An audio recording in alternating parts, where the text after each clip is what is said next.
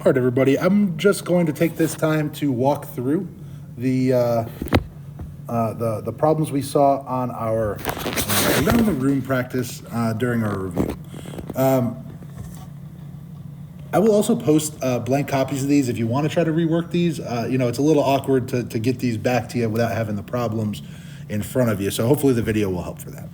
So the first one, they're asking us which of the following equations would not produce the graph we see below.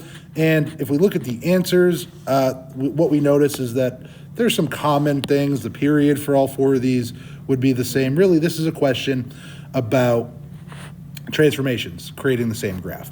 So let's just go one by one. The positive cosine graph with no phase shift. That works, right? We start at a maximum and our period is 2 pi. That's all good. We could also make it a sine graph.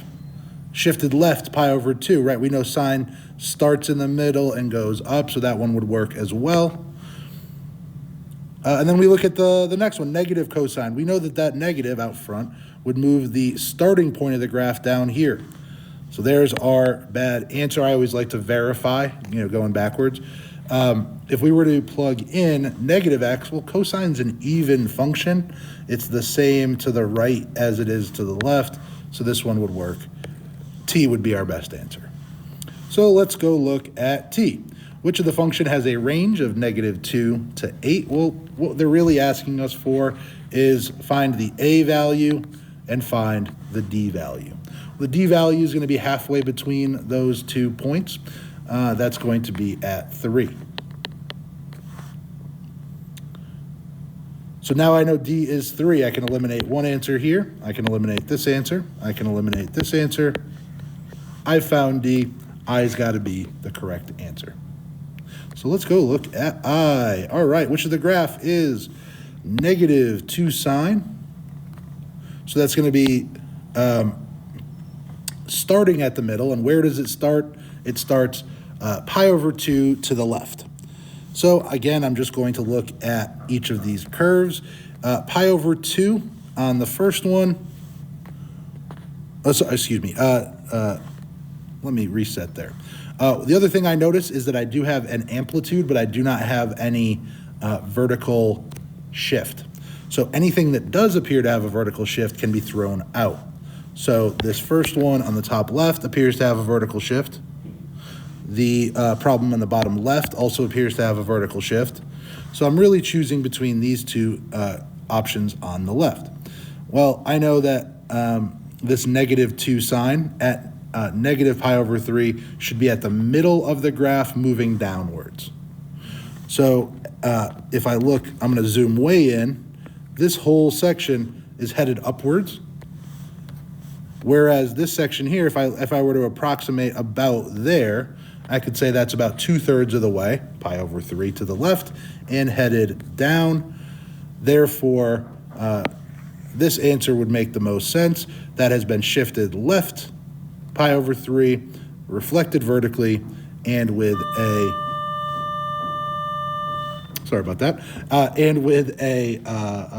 stretch of 2. All right, so C is the answer there. Let's go look at C. This one is tricky as well. The x-axis values are not given, so we really have to use the points we see here.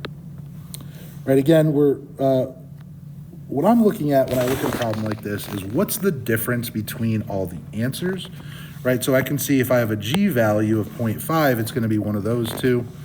If I have a G value of pi over 3, I'm going to have an answer. And if I have a G value of -0.5, I'll have an answer. So I'm going to start by trying to figure out that G value. The G value is what we would normally call, A, and that's our amplitude. We can see that we go to 0.5 to -0.5, so our G value must be 0.5. So we can eliminate this answer. We can eliminate, well, this one's tricky, right? I don't know if we can 100% eliminate it, right? So we have to be a little bit careful. I'm going to put a question mark there. We can't eliminate it because that still does have an amplitude of 0.5, even though it's negative. So now let's try to figure out that H value. That H value, they're trying to confuse us. That's just B, right? And we're trying to figure out the period here. So I like to use maximum values, right? Negative pi over 2 to pi over 4. Sorry, negative pi over 12, excuse me. To pi over 4. Well, that's the same as 3 pi over 12. So that is going to represent our distance. That distance is 4 pi over 12. Sorry, that's 13. Which we know is pi over 3. So if the period is pi over 3, we know that 2 pi over b will equal that value. We can actually cross multiply here. So b times pi will be the same as 6 times pi. So our b value is 6. Our b value, they're calling it h. H is 6.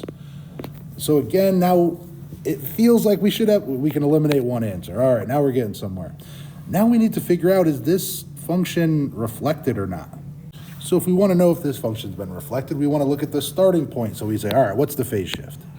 Phase shift to pi over 2, and I look at my graph and no pi over 2 to be found. Well, the quarter marks, if we, let me do some erasing here, of these critical values are going to help us tell the tale of what happens at pi over 2. So at pi over 6, right, 2 pi over 12, 2 pi over 12, we're at the midline. At 3 pi over 12, we're at the maximum. 4 pi over 12, we're at the midline. So that means we would be at a minimum value at 5 pi over 12 and back to the midline at pi over 2 or 6 pi over 12. So if we are approaching the midline going up, that means we have a positive sine graph. The vertical flip can be removed, and our first answer is the best. So we should have gone to K next. This one's tricky but quick. So this is a graph of cotangent, and it has a vertical asymptote a little bit past pi. A little bit past 3. In other words, it's pi. What is true about the graph of its inverse, the inverse cotangent? Well, what happens with an inverse is the x and y flip roles. So this is the same as x equals cotangent y, right? It ends up just flipping things around. So instead of having a vertical asymptote at pi, we would have a horizontal asymptote at pi. The equation there would be y equals pi. So from k, we go to y. Here we're trying to find the cotangent of 7 pi over 3. That will be the same as the cotangent of pi over 3, which I like a little bit better. That's a unit circle value. That would have an x value of 1/2, and a y value of √3 over 2. So I know that cotangent on the unit circle is x over y. So I'm going to take 1/2 and divide it by √3 over 2. That's going to leave me with 1 over √3, or √3 over 3. Well, both of those answers show up, right? Both of those answers show up here. So our answer here will send us to letter F. All right, so where is secant or cosine positive and cotangent and tangent negative? Right, well, cosine is positive in Q1 and Q4. Tangent is negative in Q2 and Q4. So Q4 is the shared answer for both of these. So from F, we would go to R. On R, it asks us for what numbers for theta is tangent of theta not defined. That's a clever way of saying vertical asymptotes. On our standard tangent function, we have a vertical asymptotes of negative pi over 2 and pi over 2. We also know that tangent has a period of pi, so we could continue this pattern. And now we're going to try to see which one makes sense. Well, if I were to use integral multiples of pi, those are integer values that have whole numbers. That would be like, let me just list some, right? 0, pi, 2 pi, 3 pi. Well, that doesn't work. That doesn't go.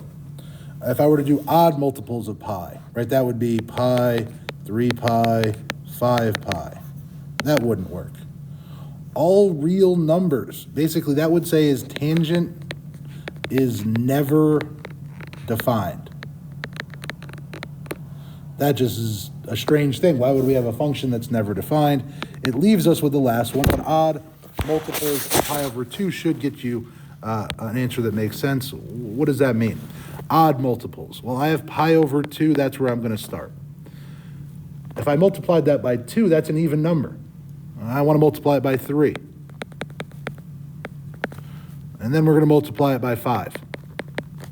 Well, this list is awful similar to the list we knew about tangents, asymptotes, so that's going to be our best answer. From R, we go to O. That's a SOHCAHTOA problem. Let's skip it. It would bring us to G. Here on G, they tell us that the cosine of some angle is 4/5, and it's positive, and it exists between 3 pi over 2 and 2 pi. So when we sketch this triangle, it will be in Q4, right? If we were to have our little grid there. This is that angle T, and we know that its cosine is 4/5. That would mean the vertical component here would be -3. If we wanted to find the sine of that same angle T, it's going to be opposite over hypotenuse. It's going to be -3/5. G leads us to P. All right, so they are asking us which graph matches -3 cotangent of 2x. So what's different? So cotangent usually starts at an asymptote and goes like this, and ends, ends at an asymptote. So the negative would flip it. So instead of going high to low, it's now going to look like this. So we would throw out that answer, and we would throw out that answer. The 3 doesn't change as much as we might like, so we really need to figure out what does this 2 do to our graph. Well, remember, that's our B value. That's the value that affects period. So a value of 2 will actually make the period more narrow than it normally would. The period that we see here would be 2 pi. This is a period of pi over 2. That's more what we're looking for. This one doesn't work, so from P, we would go to letter A. This is one I changed in class. We can not worry about it here. I think I asked about, I'm just looking at it here, which one of the answers is outside of the domain of cosine x, and I think I changed some answers to pi and √3 over 2. Let me get those right. √3 over 2 and pi. And D would have to be the best answer. Don't stress too much about that. I just changed it on the fly. D is another SOHCAHTOA problem. Right? Not a big stressor for this test, but D should have sent us back to the start.